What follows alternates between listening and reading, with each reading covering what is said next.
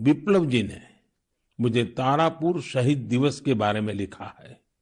15 फरवरी 1932 1932 को देशभक्तों की एक टोली के कई वीर नौजवानों की अंग्रेजों ने बड़ी ही निर्ममता से हत्या कर दी थी। उनका एकमात्र अपराध यह था कि वे वंदे मातरम और भारत मां की जय के नारे लगा रहे थे। मैं उन शहीदों को नमन करता हूं और उनके साहस का श्रद्धापूर्वक स्मरण करता हूं। मैं जयराम विप्लव जी को धन्यवाद देना चाहता हूं। वे एक ऐसी घटना को देश के सामने लेकर आए जिस पर उतनी चर्चा नहीं हो पाई जितनी होनी चाहिए थी। मेरे प्यारे देशवासियों, भारत के हर हिस्से में, हर शहर, कस्बे और गांव में आजादी की लड़ाई पूरी ताकत के साथ लड़ी गई थी। भारत भूमि के हर कोने में ऐसे महान सपूतों और वीरांगनाओं ने जन्म लिया जिन्होंने राष्ट्र के लिए अपना जीवन न्योछावर कर दिया। ऐसे में यह बहुत महत्वपूर्ण है कि हमारे लिए किए गए उनके संघर्षों और उनसे जुड़ी यादों को हम संजोकर रखें और इसके लिए उनके बारे में लिखकर हम अपनी भावी पीढ़ियों के लिए उनकी स्मृतियों को जीवित रख सकते हैं। मैं सभी देशवासियों को और खास करके अपने युवा साथियों को आह्वान करता हूं कि ये देश के स्वतंत्रता सेनानियों के बारे में, आजादी से जुड़ी घटनाओं के बारे में लिखें। अपने इलाके में स्वतंत्रता संग्राम के दौर की वीरता की गाथाओं के बारे में किताबें लिखें। अब जबकि भारत अपनी आजादी के 75 वर्ष मनाएगा, तो आपका लेखन आजादी के नायकों के प्रति उत्तम श्रद्धांजलि होगी। यंग राइटर्स के लिए इंडिया 75 के निमित्त एक इनिशिएटिव शुरू किया जा रहा है। इससे सभी राज्यों और भाषाओं के युवा लेखकों को प्रोत्साहन मिलेगा।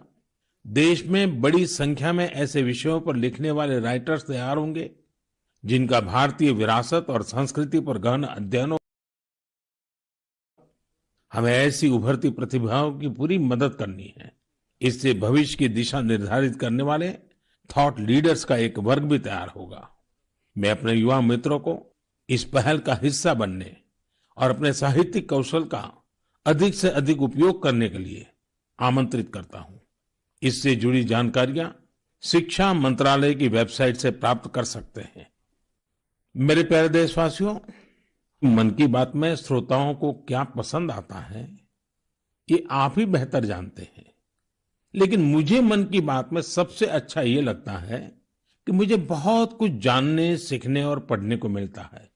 एक प्रकार से परोक्ष रूप से आप सबसे जुड़ने का अवसर मिलता है। किसी का प्रयास, किसी का जज्बा, किसी का देश के लिए कुछ कर गुजर जाने का जुनून, यह सब मुझे बहुत प्रेरित करते हैं, ऊर्जा से भर देते हैं। हैदराबाद के बोयिनपल्ली में एक स्थानीय सब्जी मंडी किस तरह अपने दायित्व को निभा रही है, ये पढ़कर भी मुझे बहुत अच्छा लगा। हम सब ने देखा है कि सब्जी मंडियां में अनेक वजहों से काफी सब्जी खराब हो जाती है। ये सब्जी इधर उधर फैलती हैं, गंदगी भी फैलाती हैं। लेकिन बोयिनपल्ली की सब्जी मंडी ने तय किया कि हर रोज बचने वाली इन सब्जियों को ऐसे ही फेंका नहीं जाएगा। सब्जी मंडी से जुड़े लोगों ने तय किया इससे बिजली बनाई जाएगी। बेकार हुई सब्जियों से बिजली बनाने के बारे में शायद ही आपने कभी सुना हो। यही तो इनोवेशन की ताकत है। आज बोयिनपल्ली की मंडी में पहले जो वेस्ट था, आज उसी से वेल्थ क्रिएट हो रही है।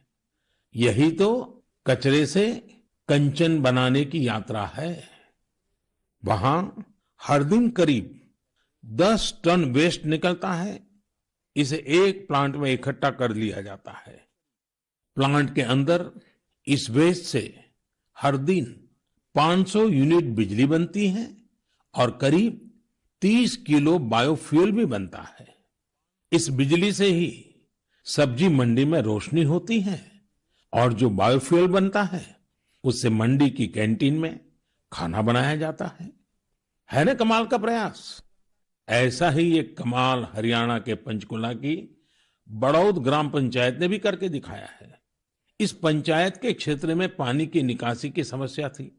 इस वजह से गंदा पानी इधर उधर फैल रहा था, बीमारी फैलाता था।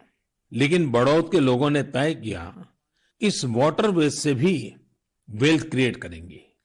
ग्राम पंचायत ने पूरे गांव से आने वाले गंदे पानी को एक जगह इकट्ठा करके फिल्टर करना शुरू किया और फिल्टर किया हुआ ये पानी अब गांव के किसान खेतों में सिंचाई के लिए इस्तेमाल कर रहे हैं। यानी प्रदूषण, गंदगी और बीमारियों से छुटकारा भी और खेतों में सिंचाई भी। साथियों, पर्यावरण की रक्षा से कैसे आमदनी के रास्ते भी खुलते हैं, इसका एक उदाहरण अरुणाचल प्रदेश के तवांग में भी देखने को मिला। अरुणाचल प्रदेश के इस पहाड़ी इलाके में सदियों से मोन शुगु नाम का एक पेपर बनाया जाता है। ये कागज यहाँ के स्थानीय शुगु शेंग नाम के एक पौधे की छाल से बनाते हैं। इसलिए इस कागज को बनाने के लिए पेड़ों को नहीं काटना पड़ता है। इसके अलावा इसे बनाने में किसी केमिकल का इस्तेमाल भी नहीं होता है। यानी ये कागज पर्यावरण के लिए भी सुरक्षित है और स्वास्थ्य के लिए भी। एक वो भी समय था जब इस कागज का निर्यात होता था, लेकिन जब आधुनिक तकनीक से बड़ी मात्रा में कागज बनने लगे तो ये स्थानीय कला बंद होने की कगार पर पहुंच गई। अब एक स्थानीय सामाजिक कार्यकर्ता गोम्बू ने इस कला को पुनर्जीवित करने का प्रयास किया है। इससे यहाँ के आदिवासी भाई बहनों को रोजगार भी मिल रहा है। मैंने एक और खबर केरल की देखी है जो हम सभी को अपने दायित्वों का एहसास कराती है। केरल के कोट्टयम में एक दिव्यांग बुजुर्ग हैं, एनएस राजप्पन साहब। राजप्पन जी पैरालिसिस के कारण चलने में असमर्थ हैं, लेकिन इससे स्वच्छता के प्रति उनके समर्पण में कोई कमी नहीं आई है। वो पिछले कई सालों से नाव से वेम्बनाड झील में जाते हैं और झील में फेंकी गई प्लास्टिक की बोतलें बाहर निकाल करके ले आते हैं। सोचिए, राजप्पन जी की सोच कितनी ऊंची है। हमें भी राजप्पन जी से प्रेरणा लेकर स्वच्छता के लिए जहां संभव हो अपना योगदान देना चाहिए। मेरे प्यारे देशवासियों, कुछ दिन पहले आपने देखा होगा अमेरिका के सैन फ्रांसिस्को से बंगलुरु के लिए एक नॉन स्टॉप फ्लाइट की कमान भारत की 4 विमेन पायलट्स ने संभाली। 10,000 किलोमीटर से भी ज्यादा लंबा सफर तय करके ये फ्लाइट 225 से अधिक यात्रियों को भारत लेकर आई। आपने इस बार 26 जनवरी की परेड में भी गौर किया होगा, जहां भारतीय वायुसेना की 2 विमेन ऑफिसर्स ने नया इतिहास रच दिया है। क्षेत्र कोई भी हो, देश की महिलाओं की भागीदारी लगातार बढ़ रही है। लेकिन अक्सर हम देखते हैं कि देश के गांवों में हो रहे इसी तरह के बदलाव की उतनी चर्चा नहीं हो पाती। इसलिए जब मैंने एक खबर मध्य प्रदेश के जबलपुर की देखी तो मुझे लगा कि इसका जिक्र तो मुझे मन की बात में जरूर करना चाहिए। ये खबर बहुत प्रेरणा देने वाली है। जबलपुर के चिचगांव में कुछ आदिवासी महिलाएं एक राइस मिल में दिहाड़ी पर काम करती थी। कोरोना वैश्विक महामारी ने जिस तरह दुनिया के हर व्यक्ति को प्रभावित किया, उसी तरह ये महिलाएं भी प्रभावित हुई। उनकी राइस मिल में काम रुक गया। स्वाभाविक है कि इससे आमदनी की भी दिक्कत आने लगी, लेकिन ये निराश नहीं हुई। इन्होंने हार नहीं मानी। इन्होंने तय किया कि ये साथ मिलकर अपनी खुद की राइस मिल शुरू करेगी। जिस मिल में ये काम करती थी वो अपनी मशीन भी बेचना चाहती थी। इनमें से मीना रहंगडाले जी ने सब महिलाओं को जोड़कर स्वयं सहायता समूह बनाया और सबने अपनी बचाई हुई पूंजी से पैसा जुटाया। जो पैसा कम पड़ा उसके लिए आजीविका मिशन के तहत बैंक से कर्ज ले लिया और अब देखिए, इन आदिवासी बहनों ने वही राइस मिल खरीद ली जिसमें वो कभी काम किया करती थी। आज वो अपनी खुद की राइस मिल चला रही हैं। इतने ही दिनों में इस मिल ने करीब 3 लाख रुपए का मुनाफा भी कमा लिया है। इस मुनाफे से मीना जी और उनकी साथी सबसे पहले बैंक का लोन चुकाने और फिर अपने व्यापार को बढ़ाने के लिए तैयारी कर रही हैं। कोरोना ने जो परिस्थितियां बनाई, उससे मुकाबले के लिए देश के कोने कोने में ऐसे अद्भुत काम हुए हैं। मेरे प्यारे देशवासियों, अगर मैं आपसे बुंदेलखंड के बारे में बात करूं, तो वो कौन सी चीजें हैं जो आपके मन में आएगी? इतिहास में रुचि रखने वाले लोग इस क्षेत्र को झांसी की रानी लक्ष्मीबाई के साथ जोड़ेंगे।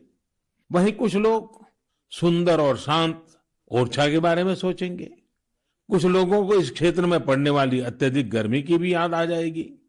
लेकिन इन दिनों यहाँ कुछ अलग हो रहा है जो काफी उत्साहवर्धक है और जिसके बारे में हमें जरूर जानना चाहिए। पिछले दिनों झांसी में 1 महीने तक चलने वाला स्ट्रॉबेरी फेस्टिवल शुरू हुआ। हर किसी को आश्चर्य होता है, स्ट्रॉबेरी और बुंदेलखंड, लेकिन यही सच्चाई है।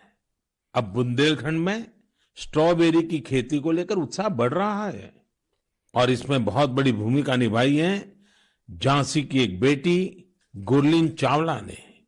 लॉ की छात्रा गुरलीन ने पहले अपने घर पर और फिर अपने खेत में स्ट्रॉबेरी की खेती का सफल प्रयोग कर ये विश्वास जगाया है कि झांसी में भी ये हो सकता है। झांसी का strawberry festival stay at home concept पर जोर देता है।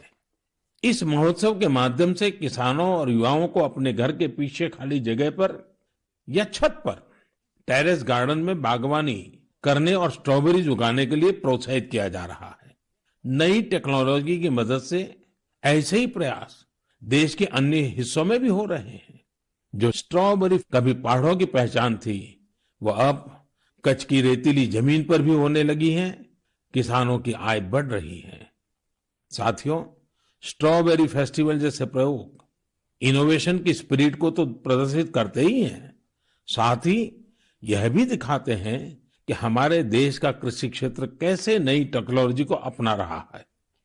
साथियों, खेती को आधुनिक बनाने के लिए सरकार प्रतिबद्ध है और अनेक कदम उठा भी रही है। सरकार के प्रयास आगे भी जारी रहेंगे। मेरे प्यारे देशवासियों, कुछ ही दिन पहले मैंने एक वीडियो देखा। वह वीडियो पश्चिम बंगाल के वेस्ट मिदनापुर स्थित नया पिंगला गांव के एक चित्रकार सरमुद्दीन का था। वो प्रसन्नता व्यक्त कर रहे थे कि रामायण पर बनाई उनकी पेंटिंग 2 लाख रुपए में बिकी है। इससे उनके गांव वालों को भी काफी खुशी मिली है। इस वीडियो को देखने के बाद मुझे इसके बारे में और अधिक जानने की उत्सुकता हुई। इसी क्रम में मुझे पश्चिम बंगाल से जुड़ी एक बहुत अच्छी पहल के बारे में जानकारी मिली, जिसे मैं आपके साथ जरूर साझा करना चाहूंगा। पर्यटन मंत्रालय के रीजनल ऑफिस ने महीने के शुरू में ही बंगाल के गांवों में एक इनक्रेडिबल इंडिया वीकेंड गेटवे की शुरुआत की। इसमें पश्चिम मिदनापुर, बांकुरा, बीरभूम, पुरुलिया, पूर्व बर्धमान, वहां के हस्तशिल्प कलाकारों ने विजिटर्स के लिए हैंडीक्राफ्ट वर्कशॉप आयोजित की। मुझे यह भी बताया गया कि इनक्रेडिबल इंडिया वीकेंड गेटवे के दौरान हैंडीक्राफ्ट्स की जो कुल बिक्री हुई, वो हस्तशिल्पकारों को बेहद प्रोत्साहित करने वाली है।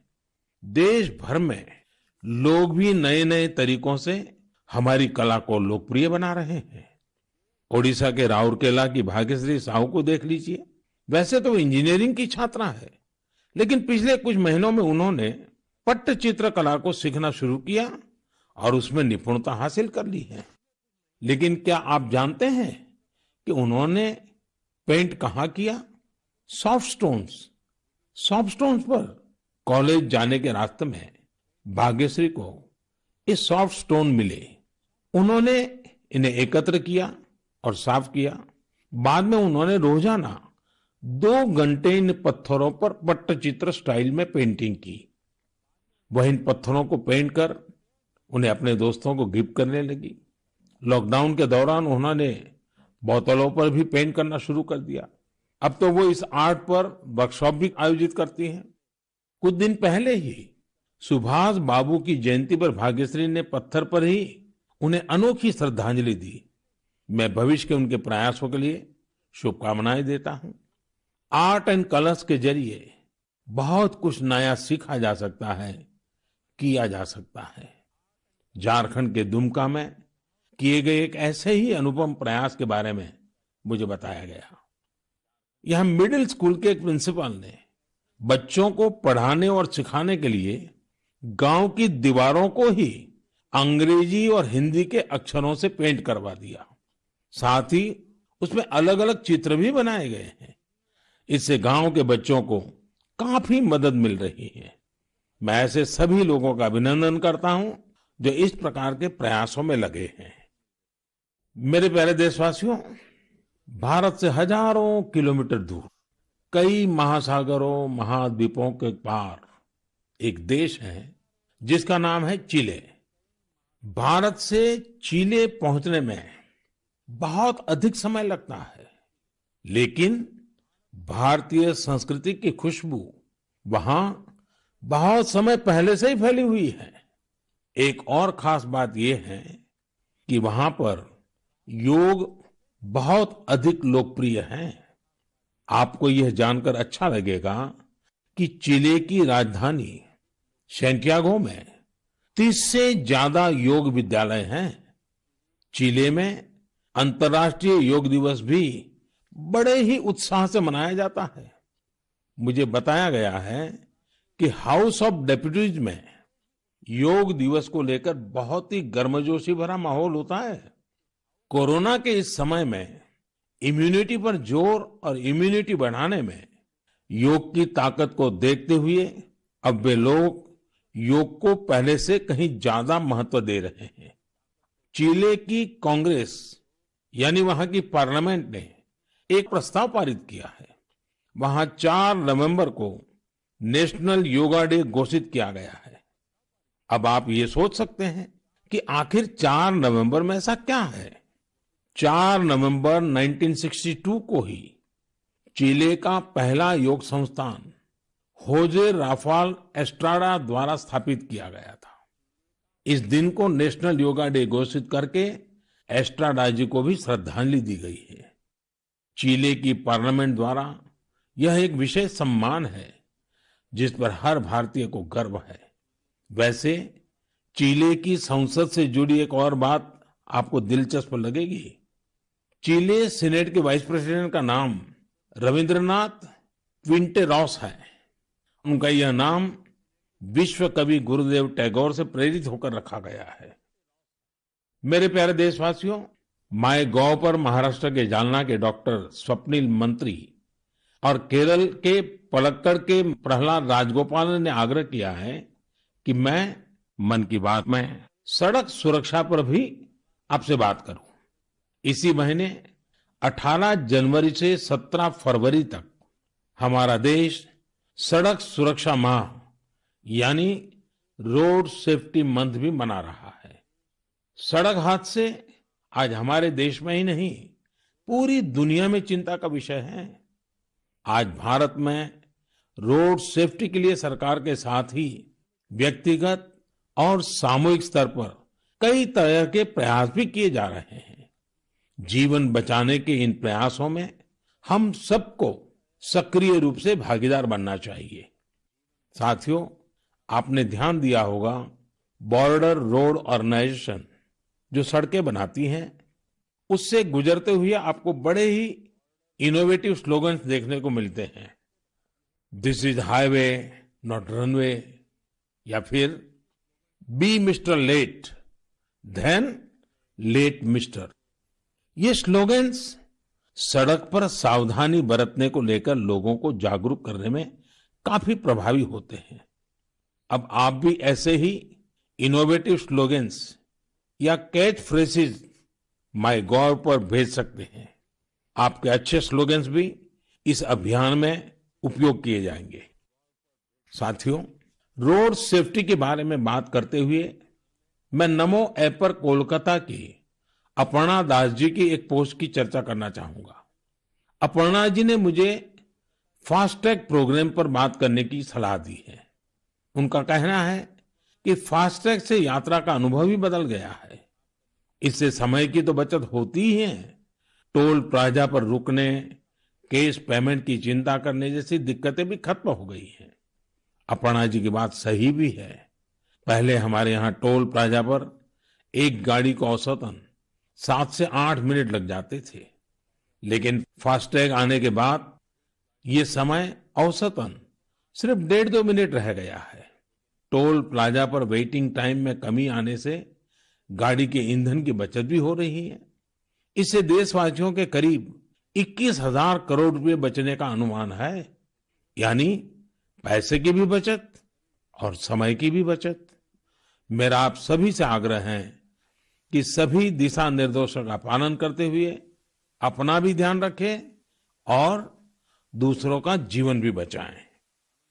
मेरे प्यारे देशवासियों, हमारे यहाँ कहा जाता है, जल बिंदु निपातेन क्रमशः पूर्यते घटः, अर्थात एक एक बूंद से ही घड़ा भरता है।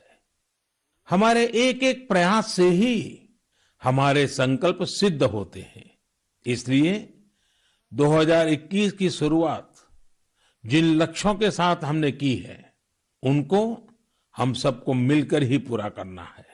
तो आइए हम सब मिलकर इस साल को सार्थक करने के लिए अपने अपने कदम बढ़ाएं। आप अपना संदेश, अपने आइडियाज जरूर भेजते रहिएगा। अगले महीने हम फिर मिलेंगे। इति विदा पुनर्मिलनाय।